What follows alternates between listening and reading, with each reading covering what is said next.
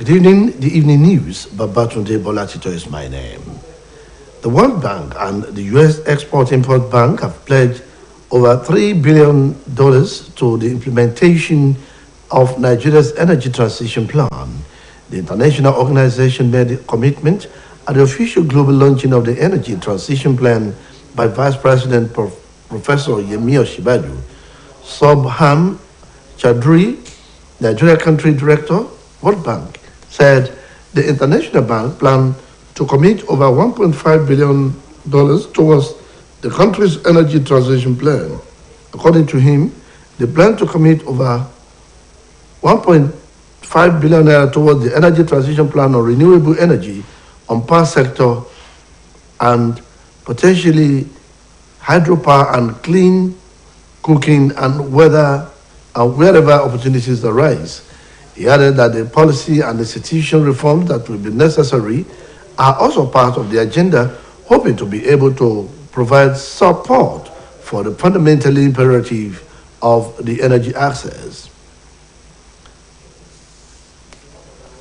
Former Emir of Kano, Muhammadu Sanusi II, has said elections of leaders for the country should be based on competence, not ethnicity. He said candidates' agenda should also be scrutinized so as to know what we are going into before we get into it.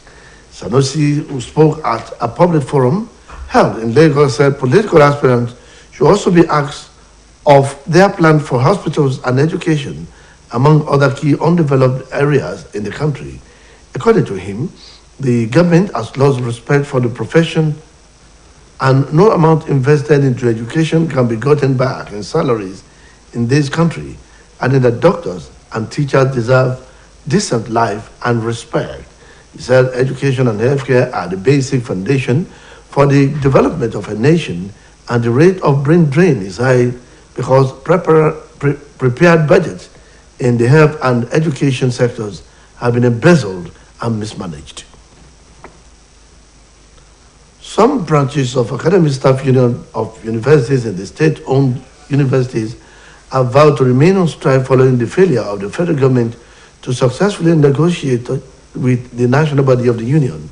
The chairperson of ASU in the state-affected universities, who spoke in separate interviews with newsmen, described the ignorant calls for the suspension of the strike in state-owned universities. Reports say the national body of ASU had on February 14 declared a national strike, thereby grounding academic activities in federal universities and some state-owned universities across the country. The national body had requested from the federal government the release of revitalization fund for universities and allowances deployment of University Transparency Accountability System for the payment of salaries and allowances of lecturers, release of white paper on the visitation panel to universities, among others. Although some universities, like Kwara State University, Lagos State University, Osun State University, Kaduna State University, among others, pulled out of the strike. Finding, however, revealed that majority of the state-owned universities remain on strike. The Joint Union Congress of Police Service Commission has issued a notice of indefinite strike to the management of the commission over a breach of agreement. The union noted that the strike will commence with effect from Monday next week. Chairman of the Joint Service Union Police Service Commission chapter, Mr. Adoyi disclosed this in an interview with newsmen, adding that the notice coming amidst disagreement between workers of the commission and chairman of the commission, Mr. Muslim Smith, and the Inspector General of Police, Usman Baba, on which body should be responsible for the recruitment, promotion, and appointment of constables and officers. He noted that the IGP and other police chiefs in the connivance with chairman of the PSC have overruled the constitutional duty of the PSC. Adoyi added that the IGP had allegedly taken it upon himself to carry out the functions of the PSC in flagrant disregard of the Nigerian Constitution, a verdict of the appeal court and the authorities of the PSC. According to him, the Constitution said the appointment, promotion, and recruitment of police officers and constables are the prerogative of the PSC, not the IGP. Beneficiaries of Osun State Primary Healthcare Board medical and surgical outreach have commended Osun State government for its commitment towards the well-being of its citizens. The outreach, which its initial phase was completed months ago, has commenced the second phase of the project in senatorial districts of the state. The outreach recorded a success in its first phase and was described to be one of the visible achievements of the state government by citizens, considering the large number of beneficiaries who took part in the outreach, which prompted the board to kickstart the surgical aspect of it yesterday at Iwo, Osun West Senatorial District. Speaking with OSBC, the Director of Medical Services and Disease Control, Dr. Adedayo Adelbigbe, explained that those benefited from the first phase of the outreach have been adequately treated of diagnosed ailments without paying a dime. He said the board conducted screening in order to identify ailments that could be treated within the capability of the health facilities available, while they referred patients with severe ailments to hospitals with higher facilities. Speaking in the same vein, the Director of Primary Healthcare Board, Osogbo Local Government, Dr. Kayode Adeoye, revealed that the outreach started as a result of the state government consideration of the masses with ailments that cannot afford healthcare in the state. He added that all it takes is to be beneficiary of this medical outreach is to be a citizen of the state. He said the second phase, which started yesterday, will end tomorrow, adding that it will cut across all parts of the state. The management and staff of Osun State Broadcasting Corporation have expressed profound gratitude and appreciation to Governor Adegboyega Oyetola for speedy response at redeeming the state media's conglomerate from the recent strict action of the broadcast regulatory body against a list of media networks in the country. The OSBC expressed gratitude to the governor for paying all OSBC stations outstanding broadcast license fees up to date. A release signed by the PRO of the corporation, Benga Faminu, was grateful for the unparalleled leadership of Governor Adegboyega Oyetola for the procurement of UPS, modern cameras, satellite uplink system, and StarTimes carriage subscriptions for OSBC. He promised that OSBC will continually perform outstandingly with the support being provided by Governor Adegboyega Oyetola.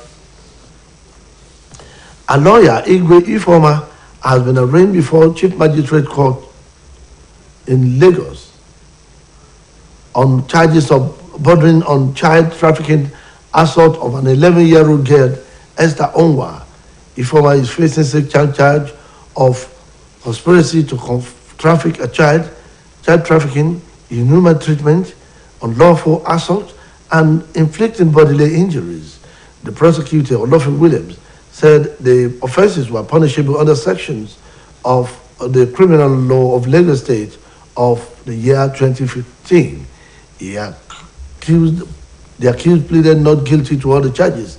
Magistrate Nwaka granted the accused a bail of 200,000 naira with 2 swatches and ordered that the victim should be taken to the State Social Welfare Office. The matter was adjourned till September 2020 for mention. Nigeria's Falconers have arrived at Abuja following their elimination from the 2022-2023 Women's World Cup. The players and their officials were received at the Nnamdi Azikiwe International Airport, Abuja, by General Secretary of the Nigeria Football Federation, Mohammed Sanusi, and the representatives of the Minister of Youth and Sport, Itoyin Bitoye. The players and the officials were stranded at the Istanbul airport for 24 hours due to their inability to secure transit visas. Players and officials of the Falconers were received at the Nnamdi Azikiwe International Airport, Abuja, at the NFF staff led by General Secretary Sanusi and Sports Minister Representative Tony Bitoye. The Falconers were eliminated in the quarterfinals at Costa Rica 2022 after going down a 2-0 defeat against Netherlands. Chris Danjuma's side won all their group games against France, Korea Republic, and Canada in the competition. Japan police chief has said he will resign over the killing of former Prime Minister Shinzo Abe. Itaru Nakamura, head of the National Police Agency, said he wanted to take responsibility for the shooting. An investigation has found that there were serious flaws in how the SPM was protected. Mr. Abe was shot while speaking at a political campaign event in the city of Nara. The 41-year-old gunman was able to walk up behind Mr. Abe and shoot him with a homemade gun and was given a speech. The 67-year-old suffered 2 bullet wounds to his neck and damage to his heart, doctors said. Local police have already acknowledged undeniable flaws in security for Mr. Abe. Mr. Abe was Japan's best-known politician and longest-serving prime minister, but security was comparatively light as he delivered a stump speech on the street in the western region. Security experts who have reviewed footage of the attack have previously said that the bodyguards could have saved Mr. Abe by shielding him or pulled him from the line of fire in the 2.5 seconds between a missed first shot and the second fatal round of gunfire. The suspect, Tetsuya Yamagami, was arrested at the scene and admitted to shooting Mr. Abe. That's the evening news on OSBC TV. Please join us at 7 for the major report. Good evening.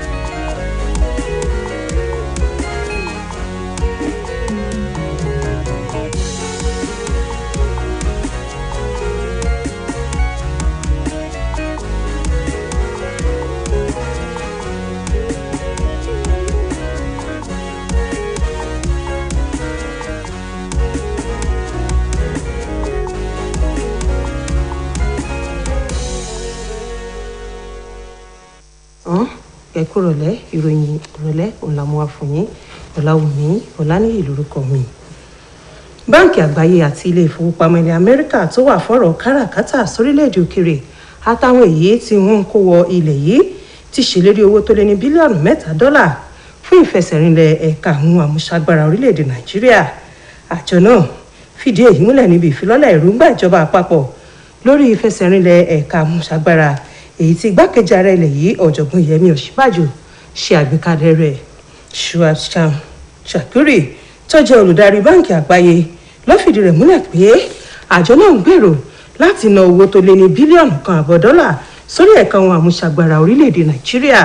Gẹ́gẹ́ bó ṣe wí, àfojúsùn ètò náà ni láti mú àyípadà bá ẹ̀ka ohun àmúṣagbára ilẹ̀ yìí èyí tí yóò fi lè túbọ̀ jẹ́ kí àwọn èèyàn orílẹ̀ Nàìjíríà kó túbọ̀ máa rí iná ọba lò dáadáa. Ẹni àtẹ́lẹ̀rí nílùú Kánò Muhammed Sanusi kejì ti wòye pé ìgbésẹ̀ yíyan adarí fórílẹ̀-èdè yìí kò yẹ kó jẹ́ èyí tí yóò dá làásìgbò sílẹ̀ àmọ́ tó gbọ́dọ̀ dúró re lọ́nà àti lè yan ẹni tó kún ojú òṣùwọ̀n tí yóò mọ̀rọ̀ ìfẹ́ orílẹ̀-èdè yìí lọ́kùnkúndùn. Ó ní ọ̀rọ̀ ìdìbò yan olùdíje ló gbọ́dọ̀ jẹ́ èyí táwọn èèyàn gbọ́dọ̀ kópa tó jọjú láti lè jẹ́ pé ó mú ẹni tí orílẹ̀-èdè yìí múmú láyà rẹ̀ jù ni wọ́n yàn sípò nítorí àlùbá èyí tó ti dé bá ètò ọrọ̀ ajé orílẹ̀-èdè yìí.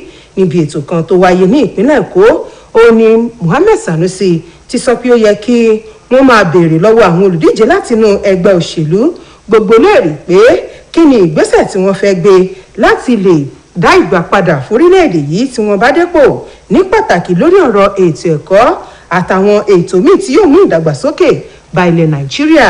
Gẹ́gẹ́ bó ṣe wí, ìjọba àpapọ̀ yóò ní ìjọba àpapọ̀ orílẹ̀-èdè yìí kò níyì kankan mọ́ láàrin àwọn akẹgbẹ́ rẹ̀ téèyàn bá wo ipa àti bí àwọn akọ́ṣẹ́mọṣẹ́ tó ní ṣe ń kúrò lórílẹ̀-èdè yìí lọ sókè òkun tí kò sì sí iyekíye téèyàn lè ná lórí ẹ̀ka ètò ẹ̀kọ́ tó lè gbàgbé téèyàn bá wo owó oṣù táwọn ọmọ orílẹ̀-èdè yìí ń gbà, pẹ̀lú àfikún pé àwọn dókítà àtàwọn olùkọ́ ló yẹ kí ìjọba máa tọ́jú jù káyé wọn bá lè nítumọ̀.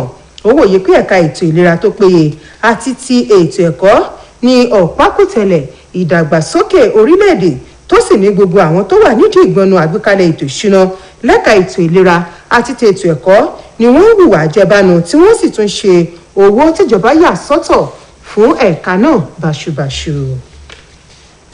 Àwọn òṣìṣẹ́ fásitì tó jẹ́ ti ìjọba ìpínlẹ̀ kan ti ṣèlérí tí wọ́n sì ti léka pé àwọn yóò sì túbọ̀ máa wòṣẹ́ nìran fún bí ìjọba àpapọ̀ ṣe kùnà láti fikùn lukùn pẹ̀lú àwọn adarí ẹgbẹ́ ASUU nílẹ̀ yìí. Alága ẹgbẹ́ àwọn òṣìṣẹ́ fásitì láwọn ìpínlẹ̀ tọ́rọ̀ yìí kàn ló sọ èyí di mímọ̀ nínú ìfọ̀rọ̀wérọ̀ rẹ̀ pẹ̀lú àwọn oníròyìn lórí pé àwọn kò ní jámi lórí wíwòṣẹ́ nìran pẹ̀lú bí wọ́n ṣe ń pè fún káwọn òṣìṣẹ́ fásitì tó jẹ́ tìjọba ìpínlẹ̀ kò fìgì gún ìyanṣẹ́lódì tí wọ́n gùn lé.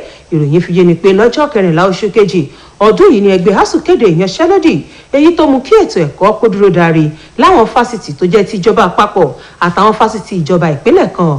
Àwọn òṣìṣẹ́ fásitì ni wọ́n ní ń béèrè fáwọn ẹ̀tọ́ wọn kan èyí tó dúró lórí ìgbáyégbádùn wọn àti ohun tí yóò mú kí ètò ẹ̀kọ́ kíkọ́ kó túbọ̀ rọrùn wọ̀kùwọ̀kù fáwọn akẹ́kọ̀ọ́ àtàwọn olùkọ́ pẹ̀lú. Àwọn fásitì ìjọba ìpínlẹ̀ kan níbi tá a ti rí fásitì ìpínlẹ̀ Kwara, Èkó, Ọ̀ṣun, Kaduna àtàwọn míì ni wọn kò wo iṣẹ́ níran ní tiwọn.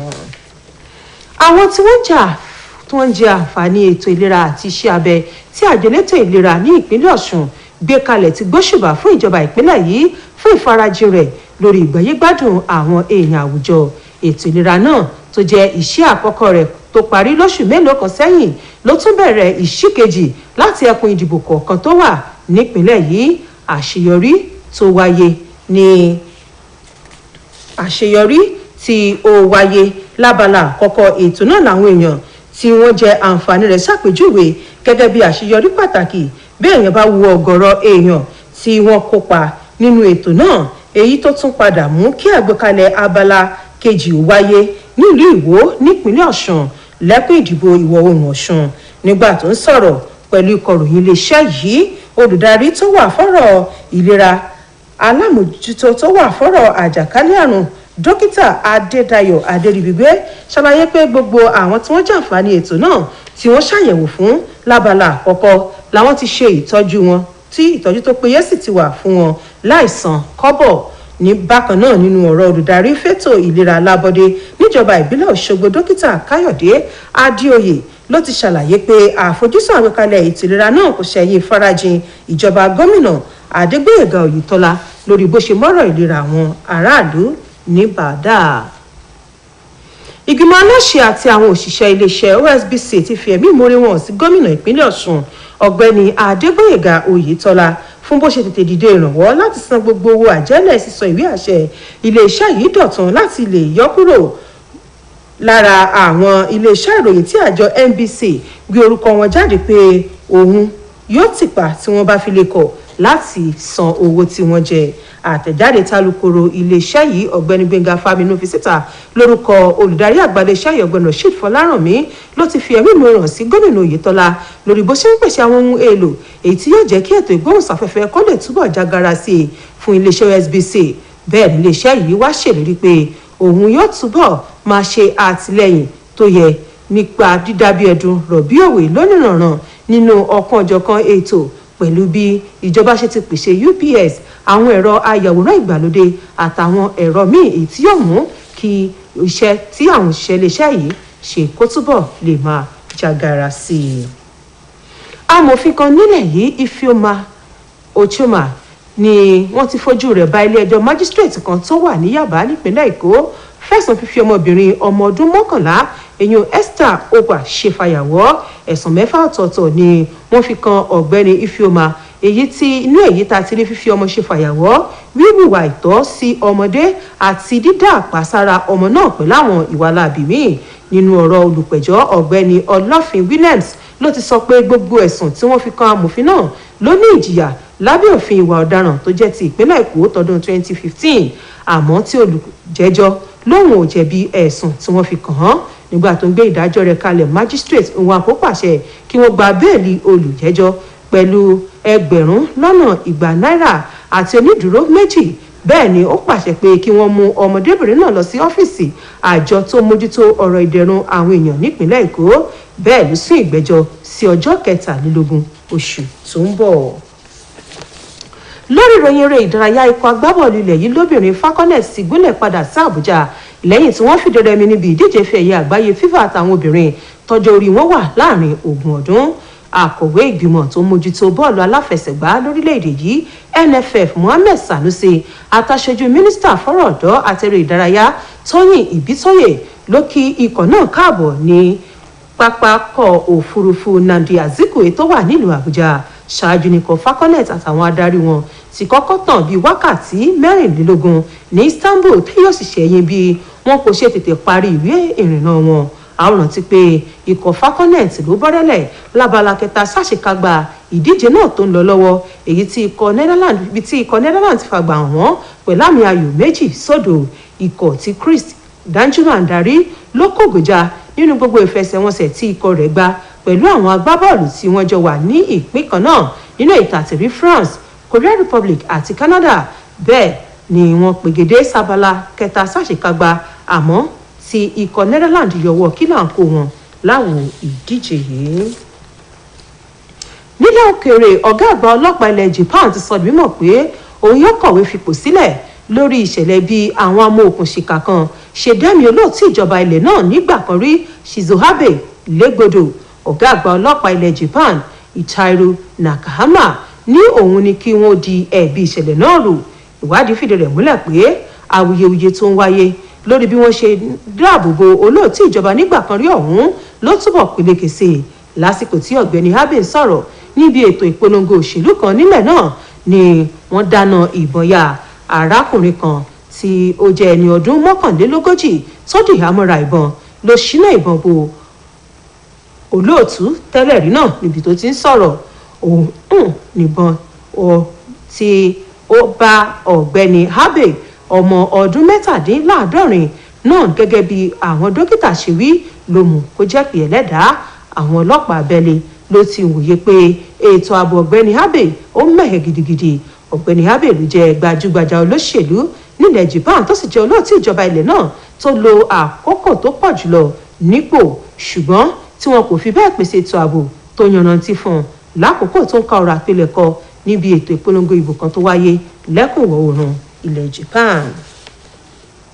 Kò ní jù báyìí lórí ìròyìn ìrọ̀lẹ́ fún ti àkókò yìí. Ẹ darapọ̀ mọ́ wa láago 8 àbọ̀ alẹ́ nígbà táwọn àkójọpọ̀ ròyìn wá sójú ìwòran yín títí ìgbà náà ẹ kú kalẹ̀.